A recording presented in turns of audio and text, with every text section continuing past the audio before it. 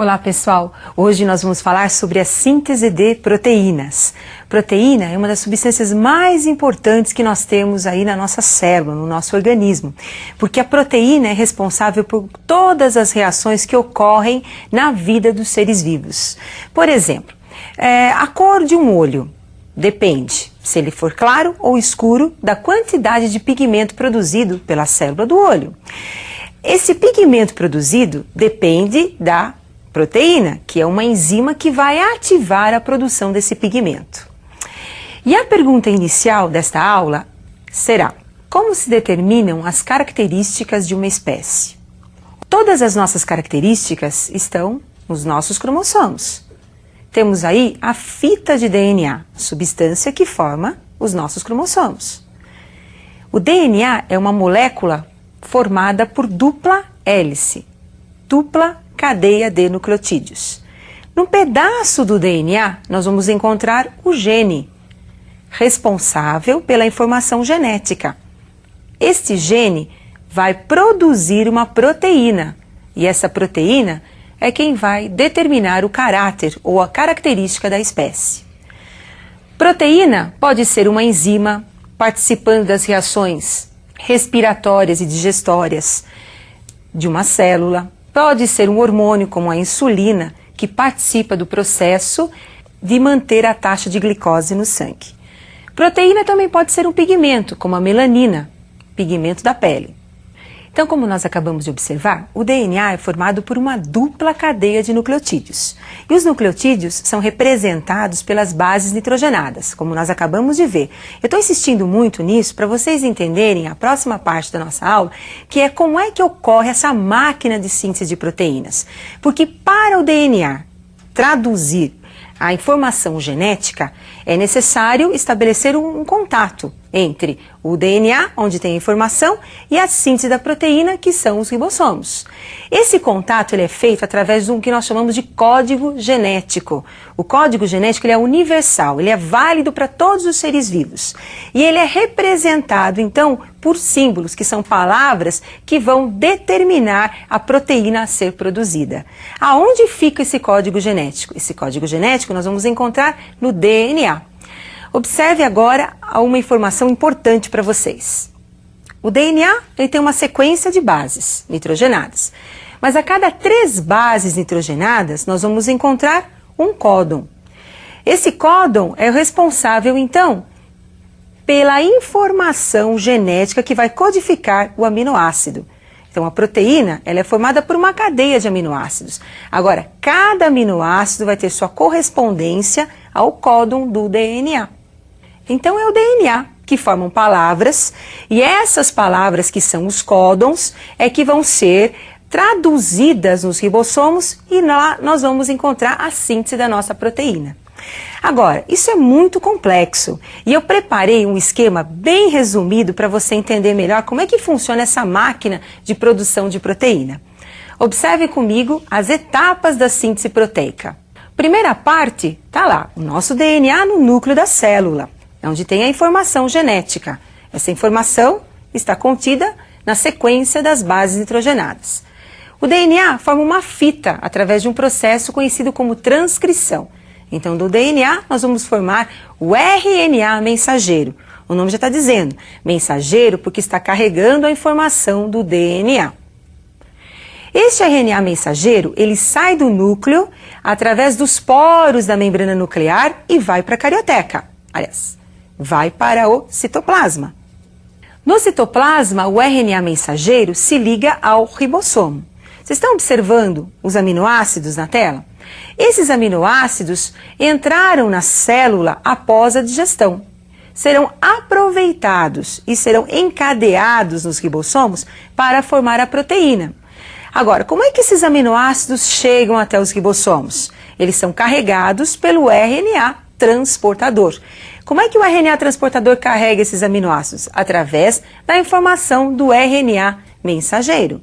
Então, observem, toda proteína, ela precisa do DNA, que tem a informação, e do RNA, que é quem vai executar essa informação.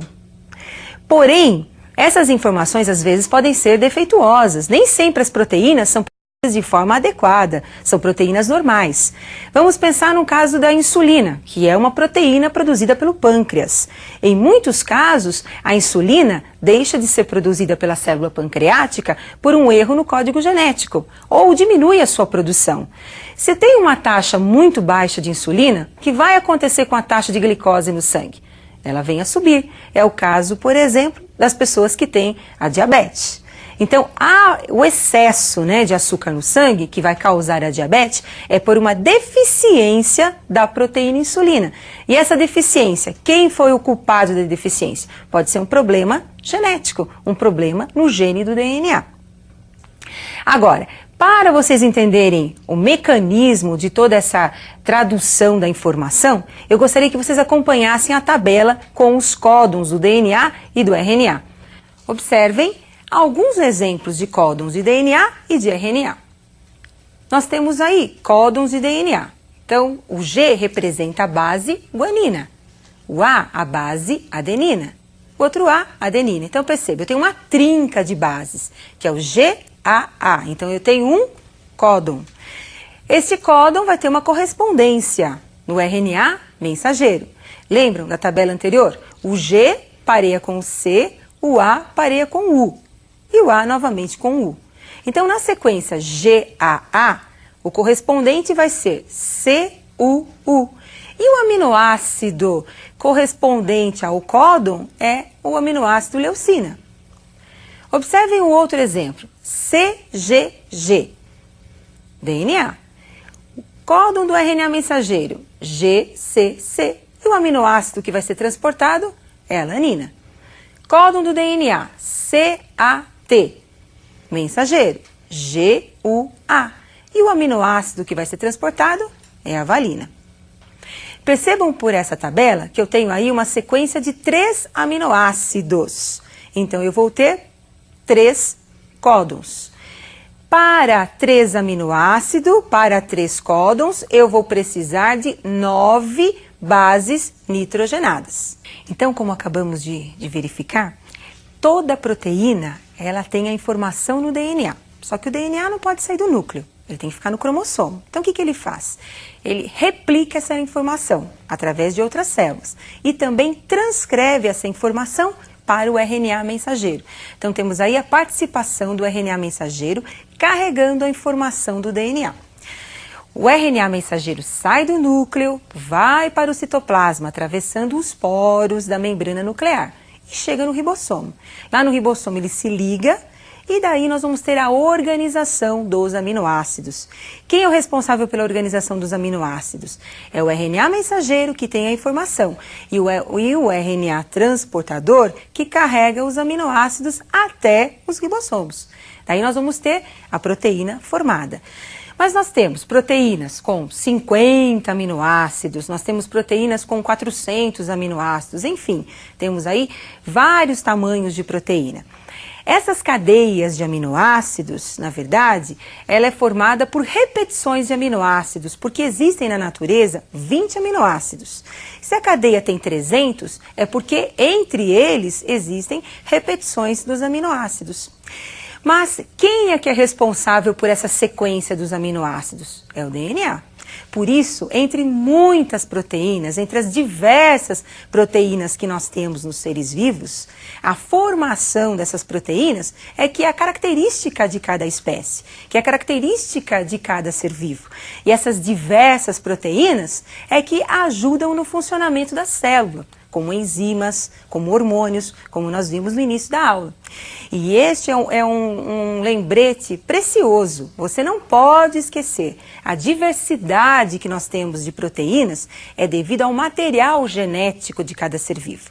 Você decifrar a informação da proteína ajuda muito a você tentar descobrir muitas doenças, as causas de muitas doenças, corrigi-las através do gene.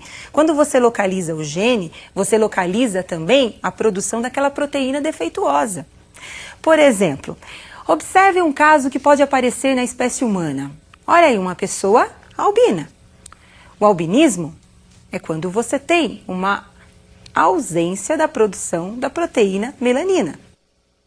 A pigmentação da pele, ela varia com a produção da melanina. O albino não tem a melanina, não tem a produção desse pigmento. Por quê? Porque é uma característica genética da espécie.